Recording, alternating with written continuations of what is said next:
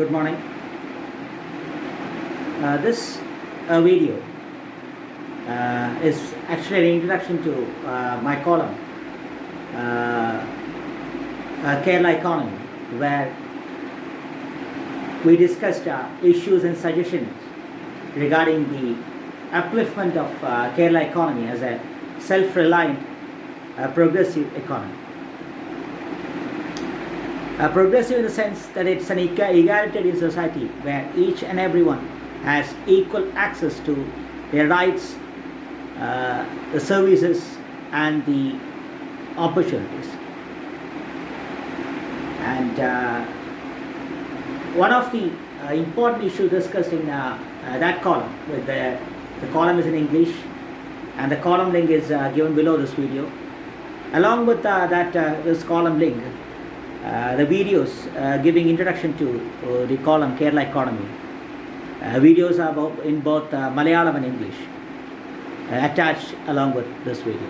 The purpose of giving the videos in both English and Malayalam is to make sure that readers or the viewers have better access to, rather a better idea about the contents discussed in the column.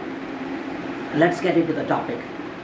The topic is the need to make sure that civil service, or rather the civil servant, remain the most productive, unbiased producer of services of high quality, of superior social quality in a society. How to make that possible? A civil service for a layman like us is IPS, IAS and IFS. A city police commissioner, a district collector, maybe an ambassador to another nation. That defines our our trajectory of civil service, our access to civil service. Maybe let's stick on to that primary knowledge of a common man regarding the structure of a civil service. Indian civil service exams is considered to be one of the toughest in Asia. Toughest in the sense that recruitment process is extremely tough, extremely transparent, and extremely diverse, making sure that people, every Indian citizen, regardless of the diversity which he possesses, is eligible to represent the nation. And above all, make sure that no diversity is a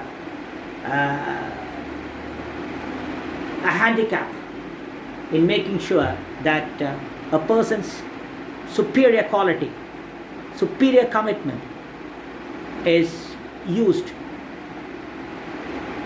to the maximum to make sure that the nation gets the best possible civil service. So Indian civil service is actually a miniature version of Indian Constitution. It's about equality, it's about access, and it's about quality. So this Indian civil servant is respected around the globe for his integrity, for his contact, and for his productivity. But maybe through films, through literature, we come to know that a civil servant cannot act on its own, especially in a democracy where an elected government or an elected representative has more rights, at least during the term which he holds the office. So an elected government makes a decision for the sake of the people, and he makes it. He executes all these through an elected civil servant. So that's where the dilemma starts, because he is an executor of a decision that is not, she or he is an executor of a decision that is not taken by her or him. And this term "her" has a lot of significance, because more women are coming up, and women from different backgrounds coming up, from the most remote part of the nation is coming up. From states, from areas where access to even basic rights, elementary rights is not available. People are coming up from those regions, especially women coming up. That is where democracy lies. And when you see that people are coming from different sects of society, and people are coming from people with different tastes coming up, people who prefer literature, people who are completed medicine. So you see a complete diversity in Indian civil service, and you see a miniature version of India, as you said in the constitution. Almost all the states, almost all the areas, almost all the religion, almost all the caste, and almost people of different tastes are represented in this Indian civil service. And the examination is tough to the core, where each and every aspect of an individual is tested, from his skill, from his temperament, from his commitment, to his endurance, and above all, his honesty and his credibility. As I said, he is actually tested, and it's molded to perfection. So you have to make sure that such civil servants always make a big impact in the way a nation, a society work, or rather a society is productive. How productive is a society can be measured by an efficient civil service management, an efficient civil service. There are vignettes from history. Our first election post-independence itself is a story of an election commissioner, Honorable Sukma Sen. When you go through his story, what turmoil he has gone through with the limited access to technology, a diverse country like India, just almost on the brink of collapse post an independence and post a separation. And this separation, remember, this separation was on the basis of religion, India Pak. So all these aspects running around, and he made sure that an election was conducted.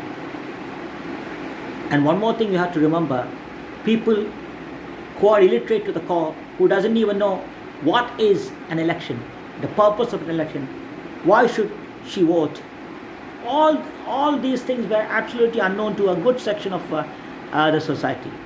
And still the election was conducted, and it was a defining moment in the history of India, because even the most powerful nations, they got awestruck because how India was able to conduct this election. Because diversity in India is something beyond imagination, and poverty in India is beyond measurement, and still it happened.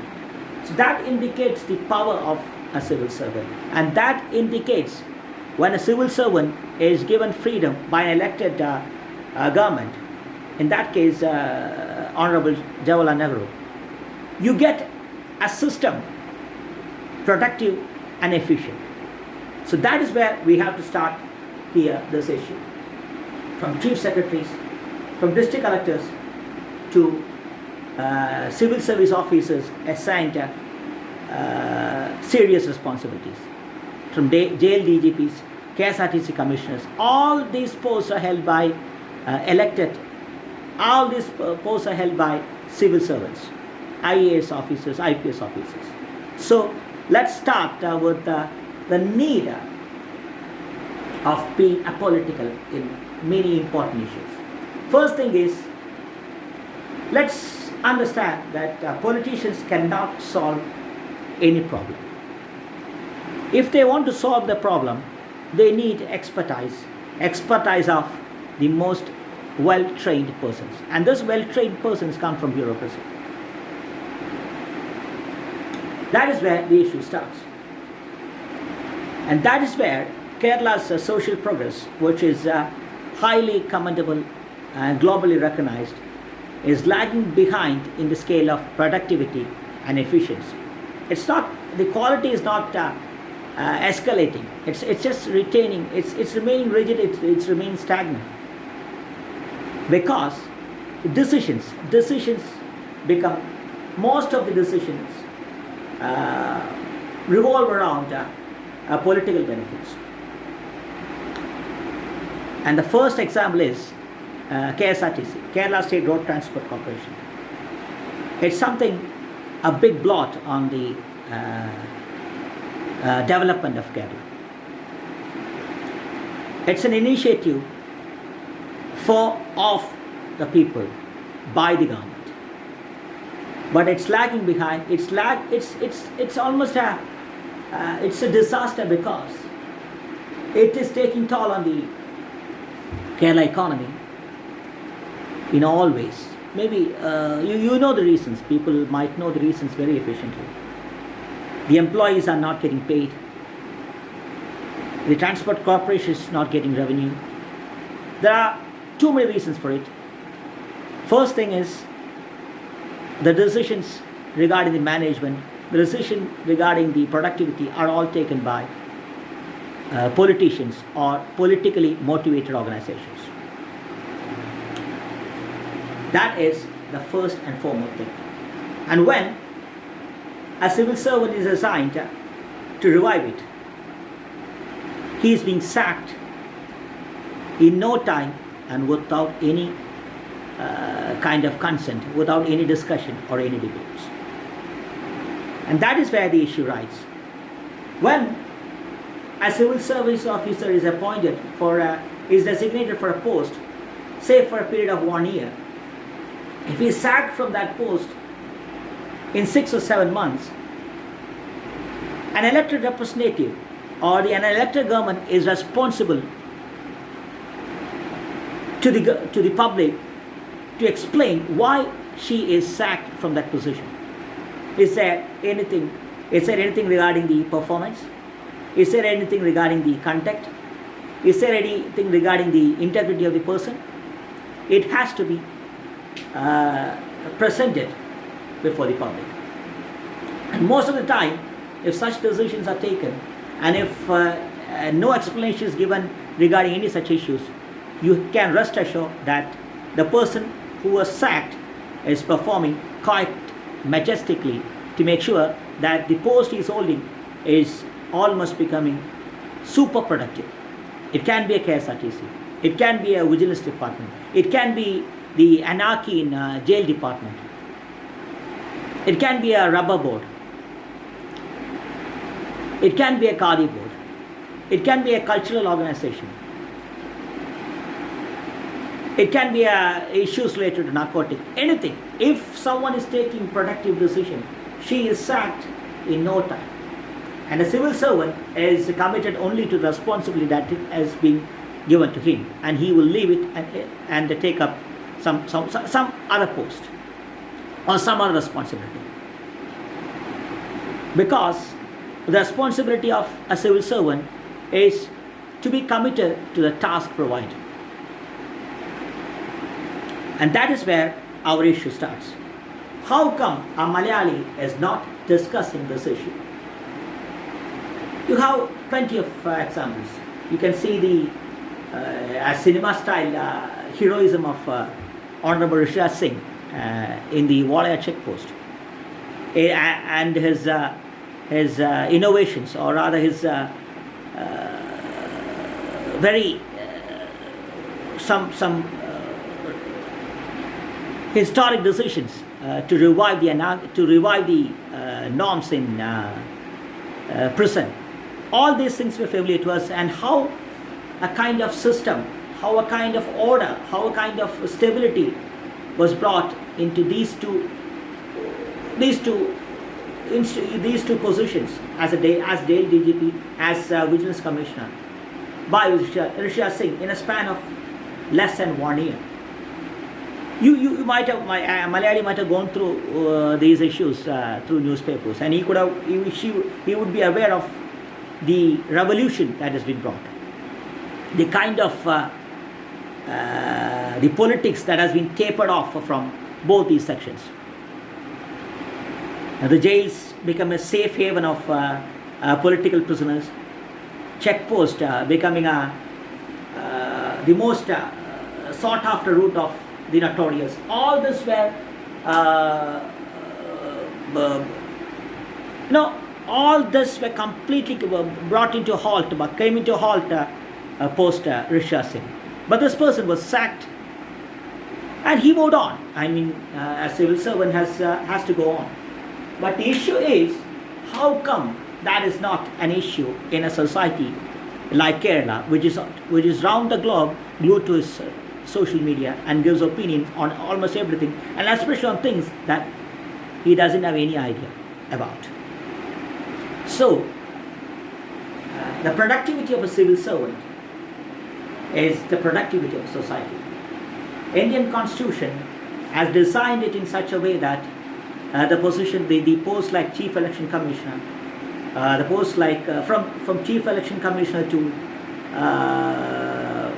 a district collector remain committed only to the Constitution and is loyal only to the public. But the sacking of a civil servant from a post, from her office, from a designation, not as a punishment but for a performance, is becoming a non-issue, is something that is most disturbing. And that is where we have to start our debate. How come this a non-issue?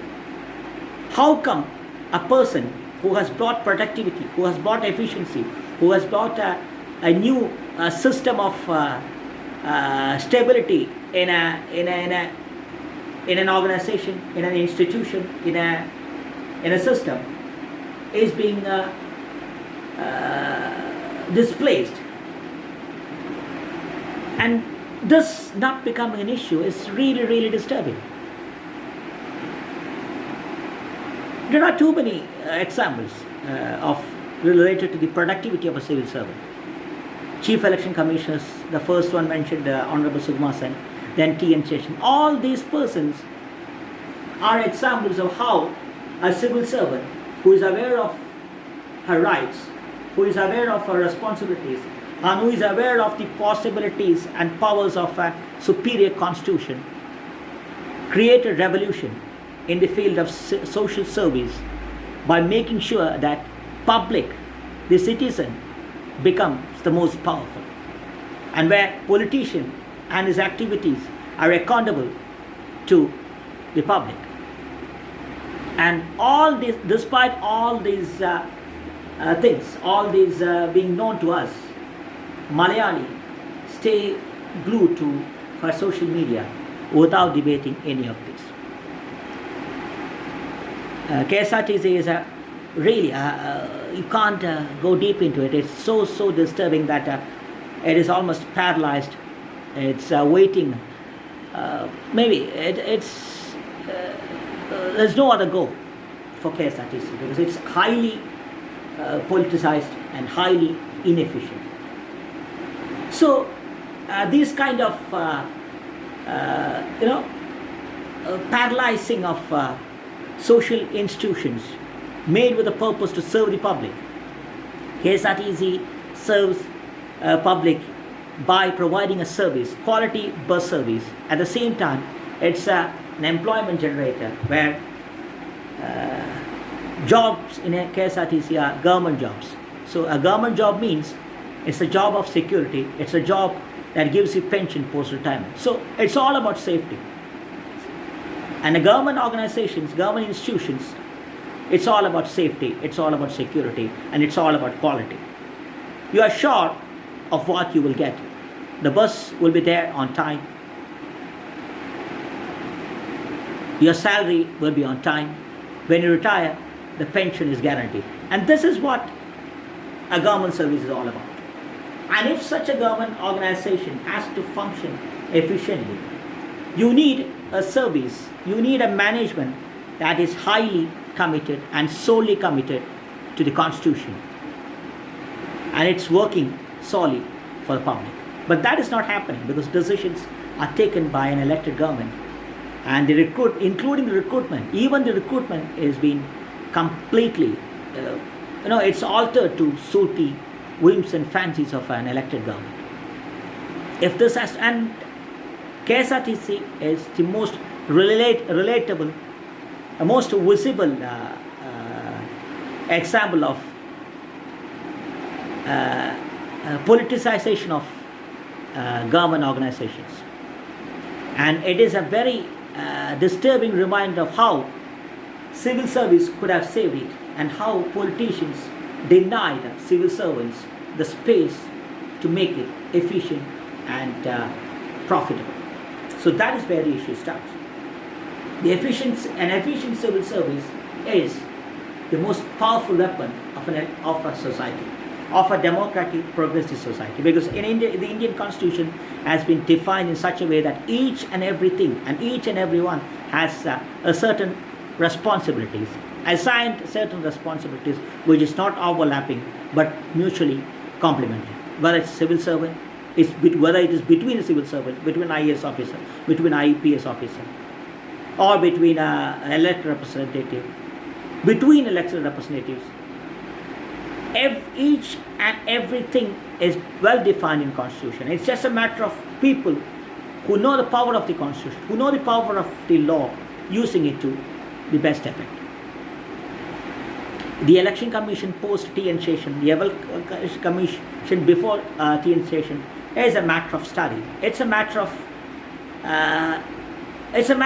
something that is for the future. To know how a person who knows the power of Constitution and a person who is committed to the welfare of society create a revolution, a silent revolution without taking up any arms. So how that much powerful is our Constitution. And the civil service is designed in such a way that the execution of an elected representative, an elected government, the decisions of an elected government reaches the mass, reaches the public, reaches the citizen in the most effective and the most economic way. That is what a civil service, that is how, and that is why, and that is for what the civil service is designed. But all this is absolutely, it's not, that is what, it is not, that is what happened. So the issue is Kerala, a progressive Kerala that debates, that discusses, that is politically aware, is not debating such issues. It's an issue of a superior importance. Superior in the sense that only an efficient civil service can bring up the changes. Only an efficient civil service can bring up such institution ravaged to the core by a politicized social arena. But for that to happen, the power of civil service, the need of civil service has to be realized by common man. An educated Kerala can only make the world believe that a civil service is the most powerful weapon of a constitution. A constitution that is made for people. An Indian constitution is solely made for people. So let's make sure that let's take small steps. Let's make the elected representatives, elected governments, let's make them explain the details, explain what made them sack a particular civil servant from her office despite the performance being superior. When such questions are constantly raised by public, it will bring up a big change. It will bring up a change in the way the politicians take decisions. They won't be too casual. They won't be too arrogant. They won't be too proud. They will make sure that a civil servant is being given freedom. And if someone is performing so well, the elected government is unable to sack him for his performance. And the persons are not being sacked for their underperformance, but solely for performing their duties. So it is only through, only an aware, prudent citizenry can create such revolutions. Let's make the elected representative accountable for their deeds, because civil service is for the people, and it's a service of superior quality that has to be provided to the public by the elected government. This topic is explained in Malayalam also. The video is attached below this, near this video, on the left side of this video. Kerala economy column is attached below this video. The column, as said in the beginning of the video, column is in English. Kerala economy column is in English, but videos are prepared in both English and Malayalam. Thank you.